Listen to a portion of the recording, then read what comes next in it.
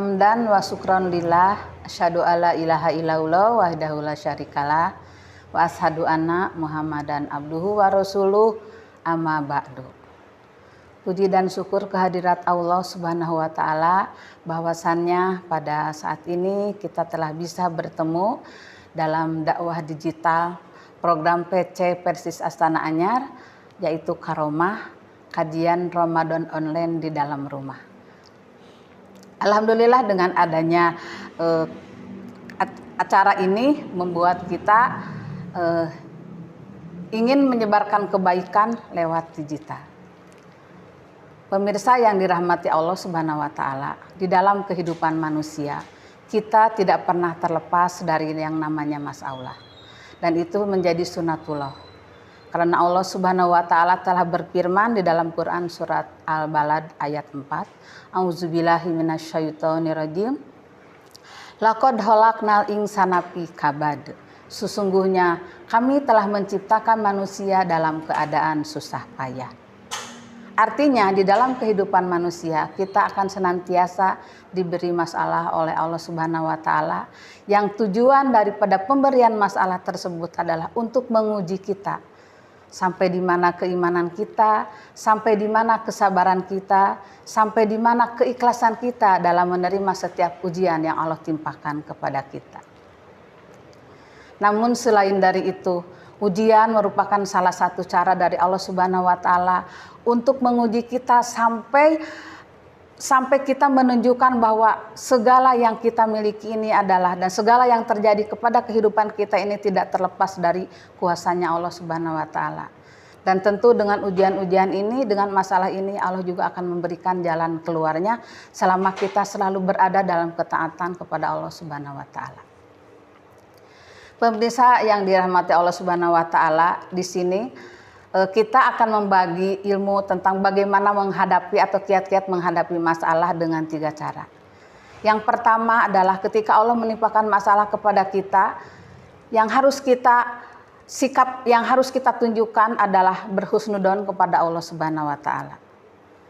Berhusnudon adalah berprasangka baik terhadap Allah Subhanahu wa taala sebagaimana yang telah diterangkan oleh Allah Subhanahu wa taala di dalam sebuah hadis qudsi, hadis riwayat Bukhari dan Muslim.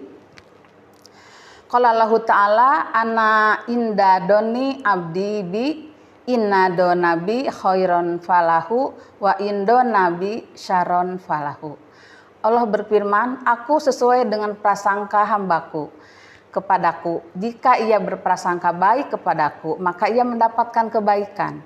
Dan jika ia berprasangka buruk kepadaku, maka ia mendapat keburukan.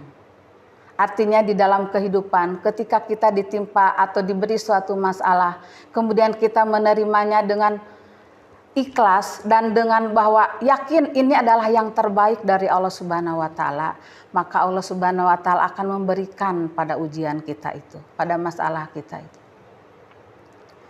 Karena Allah sudah mewanti-wanti kita bahwa aku, kata Allah, sesuai dengan prasangka aku. Kalau kamu berprasangka baik kepadaku, maka aku akan beri kamu semua kebaikan.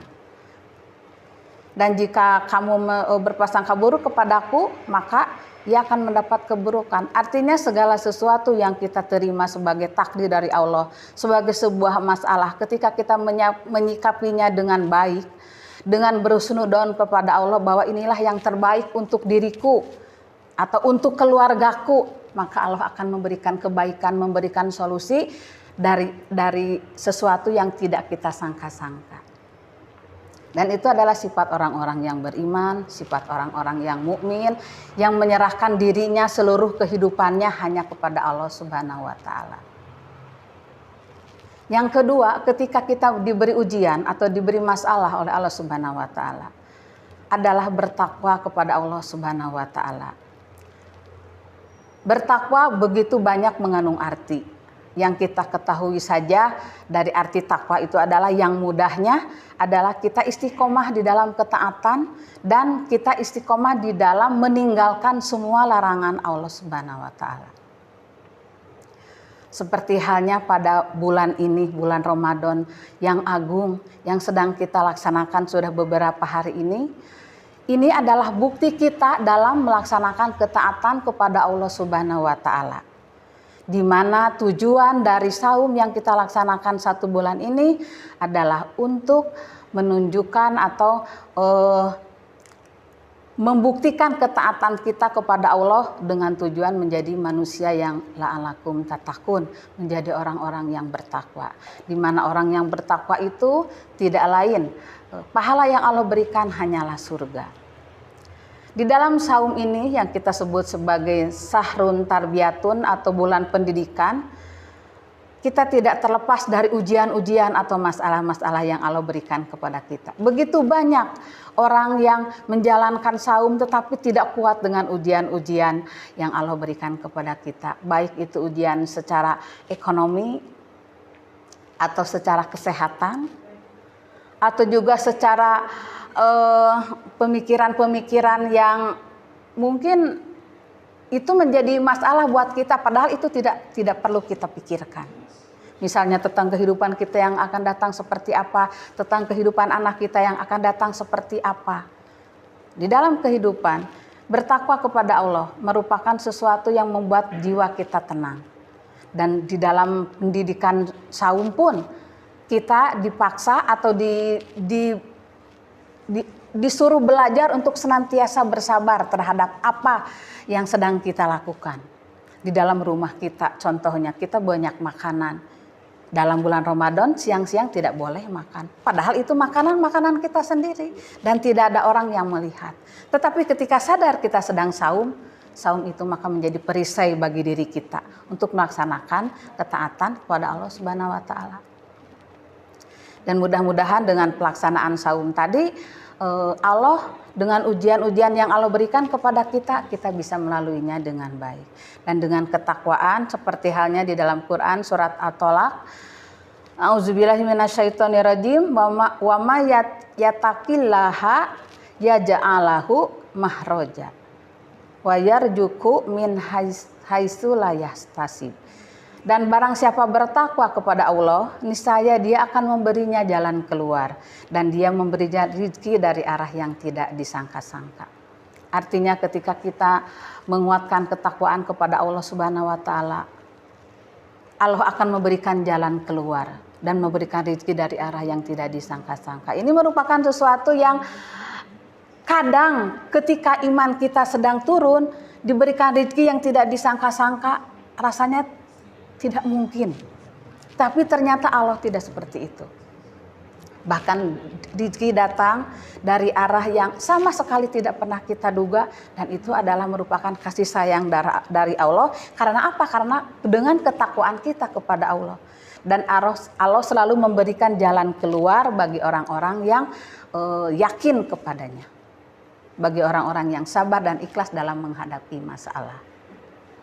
Pemirsa yang dirahmati Allah Subhanahu wa taala, untuk kiat yang ketiga di dalam menghadapi masalah adalah bertobat dan beristighfar kepada Allah Subhanahu wa taala dan meminta maaf kepada orang yang kita zolimi.